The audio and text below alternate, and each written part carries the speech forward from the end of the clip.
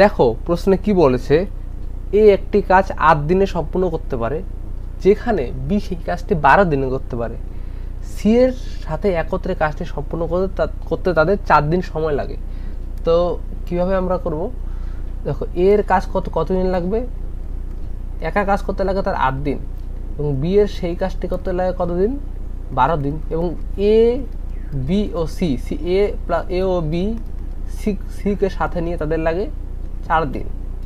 আর এই জায়গাটুকু আমরা রিপ্রেজেন্ট করলাম কি টাইম। ঠিক আছে, আশা করি অনেকে জানে, যারা জানে না আমি লিখে দিলাম। আর চলো এলসিএম বের করি। এলসিএম হবে 24, আমরা দেখেই বুঝতে পারছি এলসিএম হবে 24, লসাগু হবে 24। তো 3 8 24, 12 দুগুণে 24, 4 6 24। এগুলো কি, এগুলো হলো এফিসিয়েন্সি,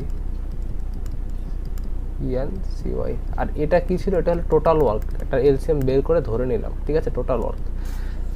তো দেখো তারপরে কি বলেছে, যদি সি এবং ডি এর কাজটি সম্পূর্ণ করতে 15 দিন সময় লাগে, তাহলে ডি এর একা কাজটি করতে কতদিন সময় লাগবে?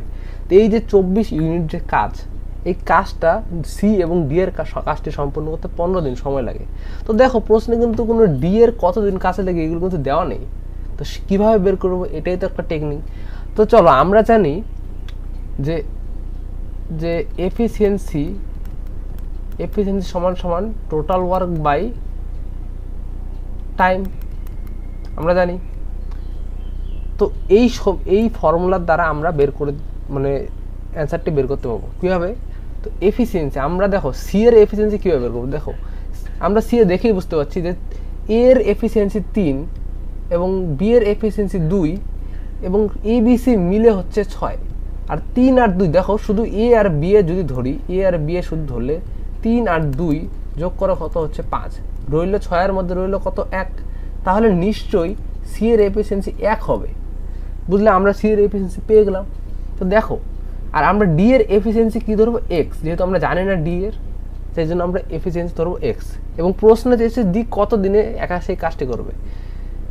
চলো এফিসিয়েন্সি সি এর কত ধরলাম, এক্স, সি এর এক্স প্লাস হলো 1 প্লাস এক্স সমান সমান টোটাল ওয়ার্ক কত হবে 24 বাই টাইম কত রয়েছে। তখন ডি এবং সি এবং ডি তারা একত্রে কত দিনে কাজটি করেছিল, 15 দিনে করেছিল বা করতে পারবে।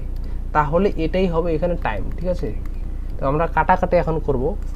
3 5 15, 3 8 24। আমরা কোণে যদি গুণ করে দিই, 5 ব্র্যাকেটে 1 প্লাস এক্স সমান সমান 8, এবং 5 একে প্লাস 5x সমান সমান 8, 5x সমান সমান 5 এদিকে আসলে মাইনাস হবে সমান সমান 3 হবে, x সমান সমান 3/5।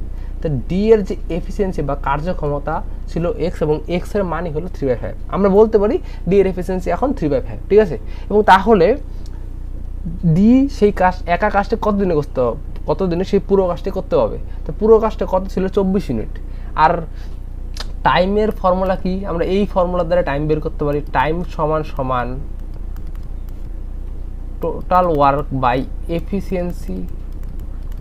তাহলে আমরা বলতে পারি টোটাল ওয়ার্ক কত 24 এবং এফিসিয়েন্সি কত 3/5।